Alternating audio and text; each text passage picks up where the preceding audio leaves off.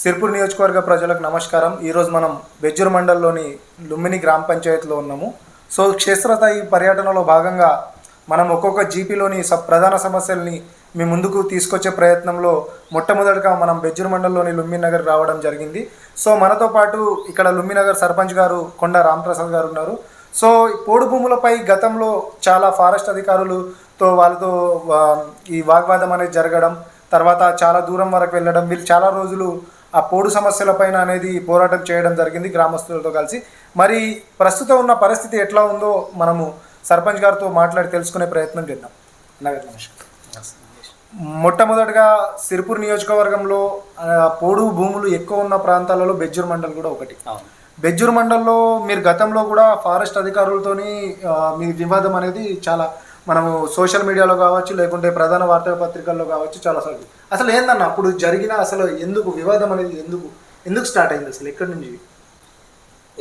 పోడు భూముల సమస్య అనేది ముఖ్యంగా బెజ్జూర్ మండలమే కాదు, చూసుకుంటే మన ఉమ్మడి ఆదిలాబాద్ జిల్లా వ్యాప్తంగా లేకుంటే రాష్ట్ర వ్యాప్తంగా తీసుకుంటే 2 లక్షల మంది రైతులు ఈ పోడు సమస్యలతో బాధపడతా ఉన్నారు. అంటే అప్పుడు 2017లో కేసీఆర్ గారి ప్రభుత్వం ఉన్నప్పుడు దీన్ని మెయిన్గా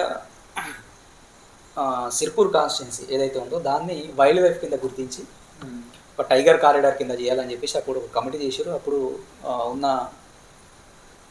ఎమ్మెల్యే గారు మిగతా కమిటీ అంతా ఆమోదించిన తర్వాత దీన్ని టైగర్ కారిడార్ కింద గుర్తిస్తూ అది చేశారు. అప్పటి నుంచి దానికంటే ముందు మనకి ఈ సమస్య లేదు. రైతులకు ఫారెస్ట్ వాళ్ళు రావడం, మీరు ఈ చేయొద్దు అని చెప్పేసి అది ఇది అంతా అప్పుడు ఏం లేదు. ఇది ఎప్పుడైతే ఈ టైగర్ కారిడార్ కింద గుర్తించబడిందో అప్పటి నుంచి మాత్రమే ఫారెస్ట్ అధికారులకు రైతులకు ఈ వాగ్వాదాలు అనేవి జరుగుతున్నాయి. సో అప్పుడు అధికారులు ఏదైతే సహజ అటవీ సంపద ఉందో, అంటే ఎండిపోయిన కట్టెలు కావచ్చు, లేదంటే పండ్లు పొలాలు కావచ్చు, వాటికి కూడా రైతులు కానీ లేదంటే చుట్టుపక్కల ఉన్న గ్రామస్తులు వెళ్ళి చెప్పినప్పుడు అభ్యంతరాలు చెప్పేటోళ్ళు కాదు.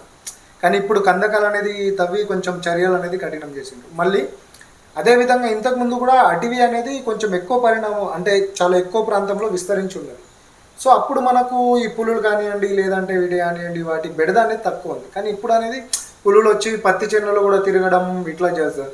సో ఎందుకు ఇట్లా ఈ పరిణామం ఎందుకు ఇట్లా చోటు చేసుకుందని అనుకుంటున్నారు? 2017 తర్వాత నుంచి ఏదైతే ఇప్పుడు నా జీపీ సరిహద్దులు చెప్తున్నాయో మనకు కొండపల్లి, జైందాపూర్ ప్రాంతము, ఈ లుంబిని నగర్, తుమ్మలగూడ అటవీ భూములకు మధ్యలో అడవి ఉంటుంది. ఈ పులి 2017 తర్వాత నుంచే కొండపల్లి, జైందాపూర్కి కనబడుతుంది, లేకుంటే ఇటు లుంబిని నగర్, తుమ్మలగూడ వాళ్ళు పత్తి తీస్తున్నప్పుడు కనబడుతుంది. మరి దానికంటే ముందు ఈ పులులు లేవా? 2017 కంటే ముందు నుంచి వీళ్ళు ఎప్పటి నుంచి అయితే అధికారులు మాట్లాడుతున్నారో దానికంటే ముందు నుంచి ఇంకా అడవి ఉంటుండే. అప్పుడు రాని పులులు, దట్టమైన అడవులు ఉన్నప్పుడే రాని పులులు, అడవులు తగ్గిన తర్వాత ఈ పులుల సంచారం అనేది పెరిగింది. అంటే దట్టమైన అడవులు ఉన్నప్పుడు ఉండే, ఇవి తగ్గినాయి కాబట్టి జనావాసాల్లోకి వస్తున్నాయి అనేది కాదు ఆడ కాన్సెప్ట్. నువ్వు ఎప్పుడైతే టైగర్ కారిడార్ కింద దీన్ని గుర్తించినావో, ఈ భూములు లాక్కుందామని చెప్పేసి నువ్వు ఎప్పుడైతే ప్రయత్నం చేస్తున్నావో, ఆ పులులు నువ్వు కావాలని పంపించే ప్రయత్నం చేస్తున్నారా? సో మీరు ఖచ్చితంగా అటవీ అధికారులే పంపించే ప్రయత్నం చేస్తున్నారని ఆరోపిస్తున్నారు. 1000 కోట్ల అధిపతులు ఉన్న వాళ్లకు మైనింగ్స్ కోసం పర్మిషన్ ఇస్తారు, కర్రెగుట్టలు తవ్వడానికి, అవి ఇవి చేయడానికి, అవన్నీ దట్టమైన అడవుల్ని నాశనం చేయడానికేమో మీరు పర్మిషన్ ఇస్తారు. ఇక్కడ మనం 2 ఎకరాలు, 3 ఎకరాలు, 4 ఎకరాలు, 5 ఎకరాలకు మించి ఎవరు లేరు. అవి చిన్న చిన్న రైతులు ఎవరైతే ఉన్నారో వాళ్ళని ఇబ్బంది పెట్టే పరిస్థితుల కాడికి మీరు చేస్తున్నారు. దీన్ని ఏమంటుందా అంటే, పులులని కావాల్సి పంపిస్తున్నారా అంటే నాకు ఎందుకు ఈ అనుమానం వచ్చింది అంటే, అప్పుడు అడవి ఎక్కువ ఉన్నప్పుడే నువ్వు పులులని, ఏ పులి కూడా మాకు కనబడలేదు, ఏ పులి కానీ ఎలుగుబంట్లు కానీ ఇవి కనబడని, మీకు ఇప్పుడు మాత్రమే పులులన్నీ కనబడుతున్నాయి. ఎందుకు? టైగర్ కారిడార్ కింద గుర్తించిన తర్వాతనే పులులకు మేము ఈ టైగర్ కారిడార్ ఇది మాది కావచ్చు అని చెప్పేసి పులుల జ్ఞానోదయం వచ్చి పులులు తిరుగుతున్నాయా? టైగర్ కారిడార్కి గుర్తించినప్పుడు పులులకు తెలియదా మేము దీనిలో తిరగాలి, ఈ అడవి మాదే అని చెప్పేసి? గుర్తించిన తర్వాత ఈ సరిహద్దు మాది కావచ్చు, తిరగాలి కావచ్చు అని అనుకుంటున్నాయి ఆ పులులు. సో మరి మీరు ఈ సమస్య గురించి హైదరాబాద్ వరకు కూడా వెళ్ళిండ్రు, రైతులను కూడా తీసుకువెళ్ళి మాట్లాడే ప్రయత్నం చేసి, సో ఏం మరి ఒక కొలిక్ వచ్చిందా?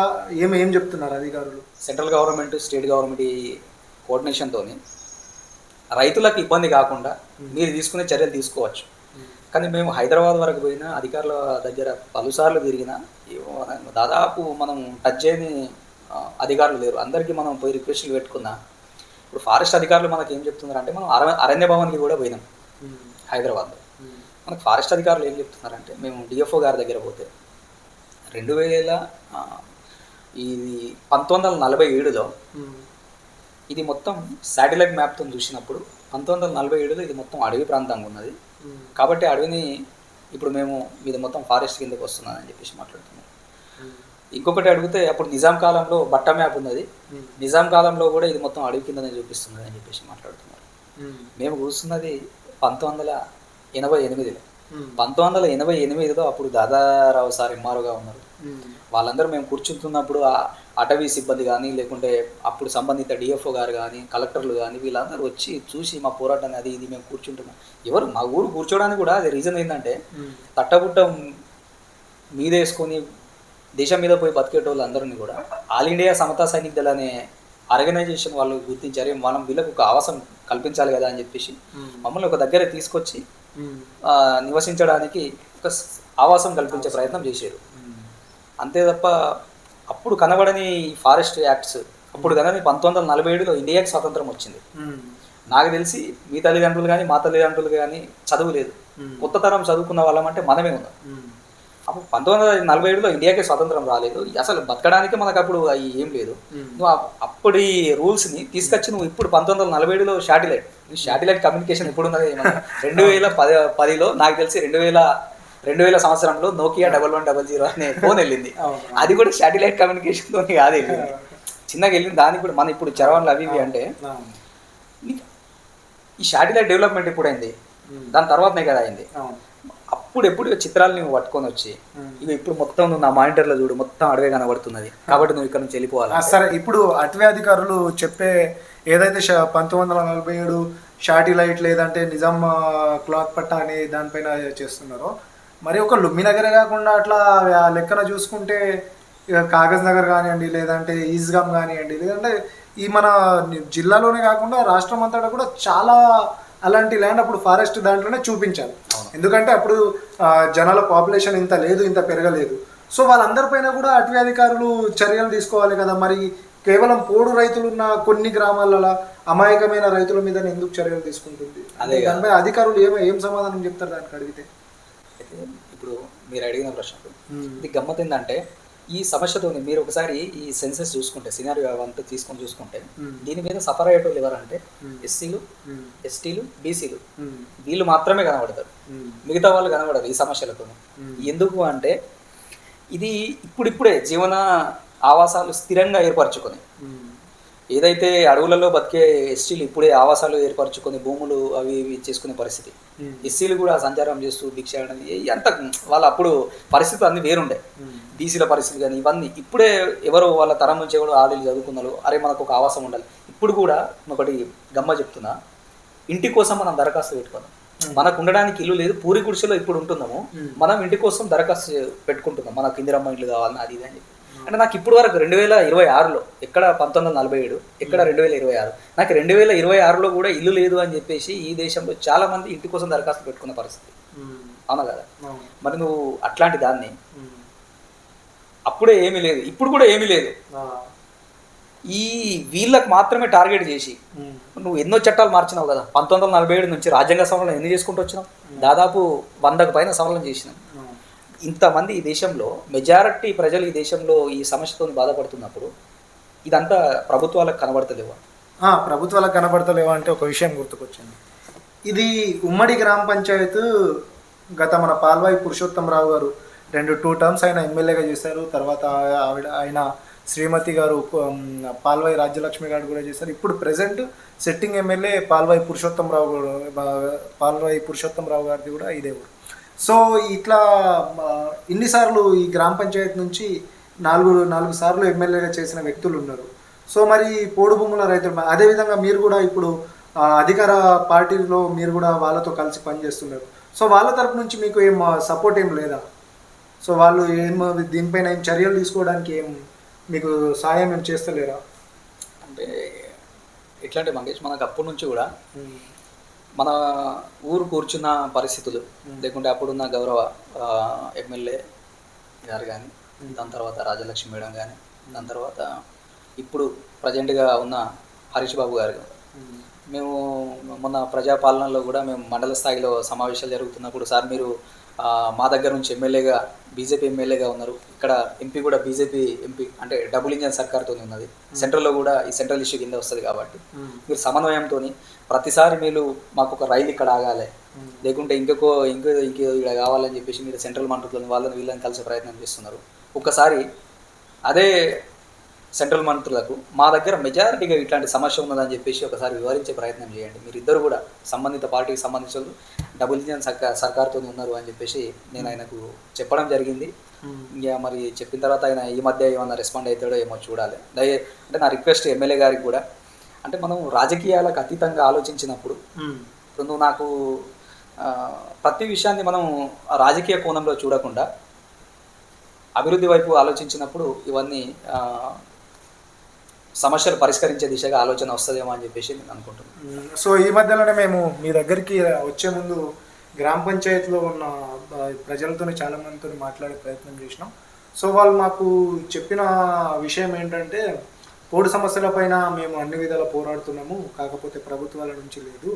కానీ గతంలో కావచ్చు, ఇప్పటికైనా కావచ్చు, ఎప్పుడైనా సరే అన్నలు మాకు తోడుగున్నారు అని చెప్తే నాకు చాలా షాకింగ్ అనిపించింది. సో అన్నలంటే వాళ్ళు ఏం చెప్పదలుచుకుంటున్నారు అంటే, ఇప్పటికి కూడా బెజ్జూర్ మండలంలో నక్సలైట్ల ప్రభావం ఈ ఏరియా పైన ఉన్నదా ఏందనే ఒక అనుమానం వచ్చింది. సో దీనిపైన ఏం చెప్తారు? నిజంగానే అన్నలు మరి రైతులకు సపోర్ట్గా వస్తున్నారా అంటే ఏం చెప్తారు? అంటే మంగేష్, ఈ అన్నలు నక్సల్స్ అనే టాపిక్ మనం మాట్లాడుకున్నప్పుడు, అంటే మా ఊరికి ఎర్రజెండాకి కానీ అన్నలకు కానీ ఒక ప్రత్యేకమైన అది ఉంది.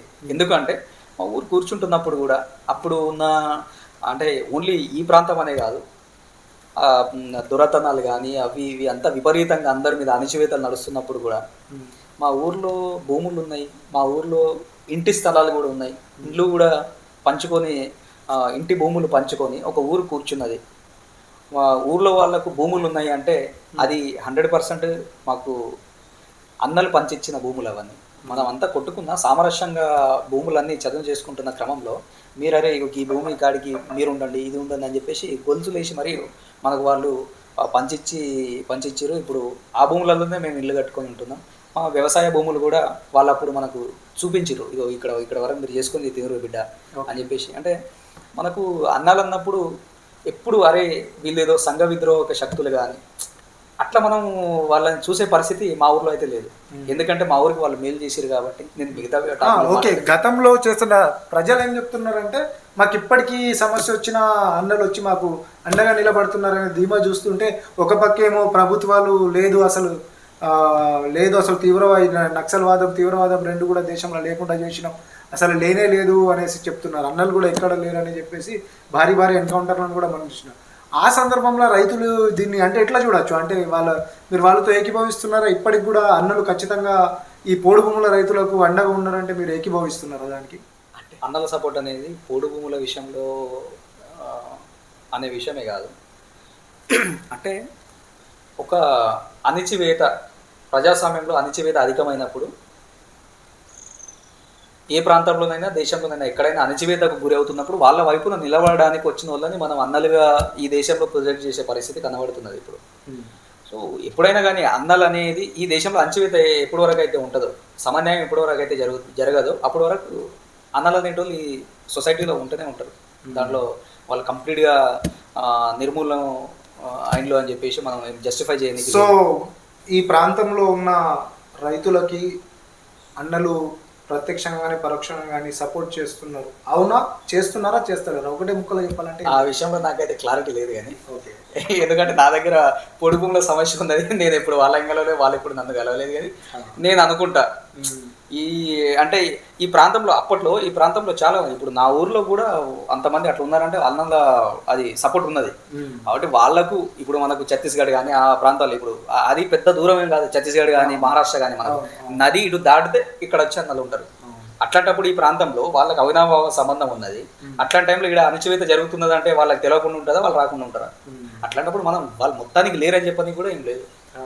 సో ఇప్పుడు మరి ఏం చెప్తారు రాబోయే రోజులలో పొడుగు సమస్యలపైన కార్యాచరణ ఏంటి, ఏ విధంగా ఫైట్ చెప్తానంటే ఒక 2 నిమిషాలలో ఏం చెప్తారు? ఎట్లా అంటే మంగ, ఇప్పుడు నేను రైతులకు ఒకటి చెప్పదలుచుకున్నది ఏంటంటే, ఫారెస్ట్ వాళ్ళు ఎప్పుడు మీ దగ్గర వచ్చి ఏం అడుగుతారంటే మీ మీ మొత్తం ఫస్ట్ మీ దగ్గర మొత్తం మిమ్మల్ని టార్గెట్ చేస్తున్నారు అంటే మీతో ఫ్రెండ్లీగా ఉంటారు. ఇప్పుడు మా మా ఊరు ఉన్నది, మమ్మల్ని టార్గెట్ చేస్తున్నప్పుడు మా ఊరోళ్ళతోని కానీ లేకుంటే మాతోని కానీ మంచిగా ఫ్రెండ్లీగా ఉన్నారు. మేమంతా ఒక సర్వే చేస్తున్నాము, ఇది మొత్తం గవర్నమెంట్కి, ఇది మీ భూములకు సమస్య పరిష్కారం అయ్యే దిశగా తీసుకుపోతాం, అది ఇది అంతా అని చెప్పేసి మీ దగ్గర ఉన్న డాటా మొత్తం తీసుకుంటారు. తీసుకున్న తర్వాత మీ ఊరికి వచ్చేసి ఒక 2-3 గ్రూపులుగా, అరే మేము ఇక్కడ నుంచి బౌండరీ పెడుతున్నాము, మేము ఈ బౌండరీకి యువతలు ఉన్న వాళ్ళని తీసుకుంటాం, అవతల ఉన్న వాళ్ళని తీసుకోము అని చెప్పేసి జనాలని విడగొట్టే ప్రయత్నం చేస్తారు.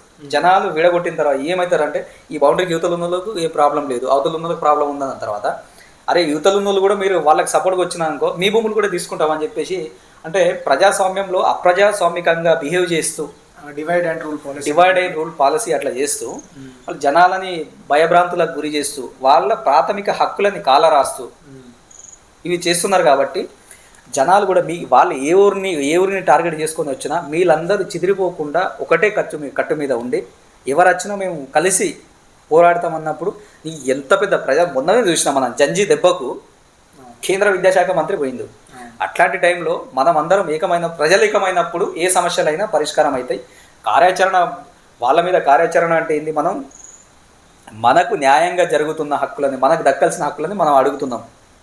మనం ఏదో వాళ్ళ దగ్గర నుంచి మీకు ఇంకా ఉన్న భూములని, ఇప్పుడు గమ్మత్ ఏంటంటే 2005లో ఇప్పుడు ఏదైతే లుంబిన్ నగర్ తుమ్మలగూడ భూములు ఉన్నాయో ఆ భూములకు 2005లో ఒక బౌండరీ వేసిండ్రు, మీరు అటు దాటి రావద్దు అని చెప్పేసి ప్రొక్లైన్తో. అప్పుడు ఇప్పుడు కొత్తగా వచ్చి మళ్ళీ ఏం చేస్తున్నారు అంటే మళ్ళీ ఒక బౌండరీ వేస్తావు, ఈ బౌండరీకి యువతల రాము అవతల రాము అని చెప్పేసి. నేను అప్పుడు అడిగిన మీరు ఇది కూడా మీరు డోట్ చేసుకోండి, సరే ఇప్పుడు మనం ఒక సెటిల్మెంట్ చేసుకుందాం అనుకున్నప్పుడు ఒక బౌండరీ వేస్తాం, వాళ్ళు ఒక బౌండరీ వేస్తాము, ప్రతిసారి మనకు పంచాయతీ ఎందుకు ఒక బౌండరీ వేద్దాం, వేసిన తర్వాత అవతల భూములు పోతున్నాయి కదా, యువతలు ఉన్న భూములకు మేము మళ్ళీ మీ జోలికి రాము అని చెప్పేసి మాకు ఒకటి రాసిమ్మని చెప్పేసి అష్యూరెన్స్ ఇవ్వమని అడగండి.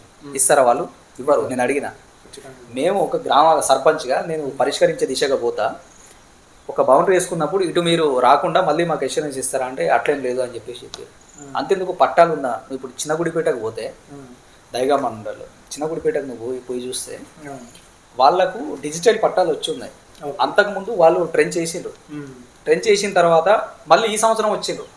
నేను ఇదంతా మా ఊరిలో ఉన్న సమస్యల గురించి పోరాడుతూ అది ఇది చేస్తున్నప్పుడు చాలా మందికి చాలా మంది ఫోన్లు చేసిండ్రు, అన్న ఒకసారి నువ్వు రా, ఏం చేసినావు అది ఇది అని చెప్పేసి వాళ్ళని అడిగినప్పుడు అరే ఏమైందని తెలుసుకుంటే వాళ్ళకి పట్టాలు ఉన్నాయి, అంతకుముందు ట్రెంచ్ చేసిండ్రు, మళ్ళీ ఈ సంవత్సరం కొత్తగా వచ్చిండ్రు తీసుకోవడానికి. అంటే మీ దగ్గర ఉన్న భూములని ఒక బౌండరీ వేసి 2-3 సంవత్సరాలు ఆగుతారు, మేము ఇటు రాము అని చెప్పేసి. 2-3 సంవత్సరాల తర్వాత మళ్ళీ వస్తారు మీ ఊరికి, వచ్చి మళ్ళీ ఒక బౌండరీ వేస్తారు.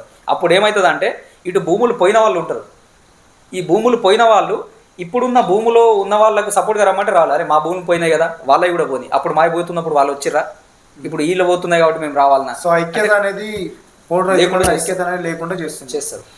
అట్లా చేసి గుంజుకునే ప్రయత్నం బలగాలి. ఇప్పుడు నేను ఎంత అంటే ప్రజాస్వామ్యంలో ప్రతి ఒక్కరికి ప్రాథమిక హక్కులు అనేటివి ఉంటాయి. నేను కూడా డిఎస్పీ గారి దగ్గర పోయినా, ఇప్పుడు నా దగ్గర ఒక 30-40 మంది పోలీసులు బుల్డోజర్లు పట్టుకొని బందోబస్తులతో అటవీ అధికారులు వాళ్ళు వీళ్ళందరూ వచ్చారు. వచ్చిన తర్వాత మేము 200 మంది ఉన్నాం, 200 మంది ఉంటే వాళ్ళు ఒక 40 మంది ఉన్నారు. కాబట్టి అప్పుడు వాళ్ళు ఏదో మనం చేసిన తర్వాత వెనుదిరిగిపోయిండ్రు. అదే 200 మందికి వాళ్ళు 500 మందిని ఫోర్స్ని దించారు అనుకోండి, అప్పుడు మేము ఏమైనా చేస్తామా? మమ్మల్ని మేము దిమ్దా చిత్తమ్మలో ఈడ చూసినాము, దిమ్దాలో కానీ లేడీస్ని కూడా ఈడ్చుకుంటూ పోతున్నారు, గొర్రెల్ని మేకల్ని ఈడ్చుకుంటూ పోయినట్టు. నేను అదే టైంలో ఇట్లాంటి పరిస్థితి మా దగ్గర కూడా వస్తుందని చెప్పేసి నేను డిఎస్పీ గారికి ఒక లెటర్ పెట్టిన. డిఎస్పీ గారు మా ఊరోళ్ళని తీసుకొని పోయి డిఎస్పీ గారికి రాతపూర్వకంగా, అయ్యా మాకు ఫారెస్ట్ వాళ్ళు ఇట్లా బందోబస్తుతో వచ్చి మమ్మల్ని హరాస్మెంట్ చేసి మమ్మల్ని వ్యాన్లలో ఎక్కించి తరలిస్తున్నారు, అట్లాంటి మీరు ఎట్లయితే వాళ్ళకి ప్రొటెక్షన్గా వాళ్ళకి వస్తున్నారో మేము కూడా దరఖాస్తు పెట్టినాం, వాళ్ళు 200 మంది వస్తారా మాకు కూడా ఇంకో 200 మందిని కల్పించండి, వాళ్ళకి మీరు ఎట్లయితే ప్రొటెక్షన్ ఇస్తారో మాకు కూడా ప్రొటెక్షన్ ఇవ్వాలని చెప్పేసి నేను గౌరవ పోలీస్ శాఖకు విన్నవించినప్పుడు వాళ్ళు సానుకూలంగా స్పందించారు. ఇది మిత్రులారా, ఈరోజు మనము పోడు సమస్యల తెలుసుకునే ప్రయత్నంలో భాగంగా క్షేత్రస్థాయి పర్యటనలో భాగంగా లుంబిన్ నగర్లో సర్పంచ్ రాంప్రసాద్ గారితో మాట్లాడడం జరిగింది. సో ఇదే విధంగా మరో సమస్య మీ ముందుకు తీసుకొస్తామని తెలియజేసుకుంటూ మరోసారి కలుసుకుందాం. జై తెలంగాణ.